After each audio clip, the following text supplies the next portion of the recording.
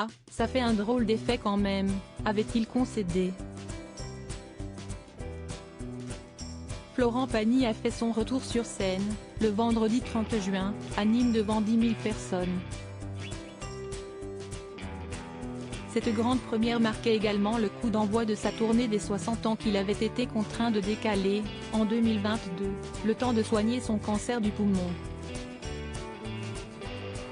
À 61 ans, le chanteur est présent dans les charts français depuis plus de 3 décennies et l'a sorti en 1987 de N'importe quoi, son premier single et premier tube puisque le morceau s'est hissé en première place du top 50 et y est resté pendant 2 mois. Fort de ce succès, le natif de Chalon-sur-Saône vivait alors la grande vie. Il vivait la vie d'un jeune homme de 24 ans qui avait du succès. Il avait une Harley, une Mercedes, une Corvette. Il dépensait plus qu'il ne gagnait, s'est souvenu Gérard Louvain, son premier producteur, dans Le Parisien de ce vendredi 14 juillet. S'il dépensait sans compter, Florent Pagny ne se souciait également pas vraiment de sa trésorerie.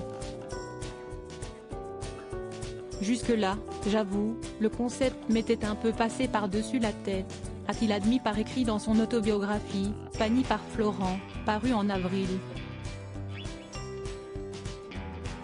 L'artiste comptait alors sur son producteur de l'époque pour déclarer au fisc ce qu'il touchait. C'était à lui de le faire, s'est défendu ce dernier dans les colonnes du journal francilien. Florent Pagny l'amoureux à 60 ans, qui sont les femmes de sa vie? Des ennuis avec le fisc qui ont inspiré un tube. Résultat, quelques années plus tard, Florent Pagny s'est retrouvé avec des arriérés d'impôts. Endetté, l'artiste négocie, en 1996, un prêt de plus d'1,5 million d'euros avec Polygram, la maison de disques aujourd'hui connue en tant qu'Universal. C'est ce contrat qui lui vaudra ses ennuis avec le fisc, rapportent nos confrères qui consacrent à l'interprète de Caruso un long format en plusieurs volets. L'administration fiscale avait en effet estimé que le deal passé entre le chanteur et sa maison de disques constituait non pas un prêt, mais une avance, une somme qui est soumise aux impôts.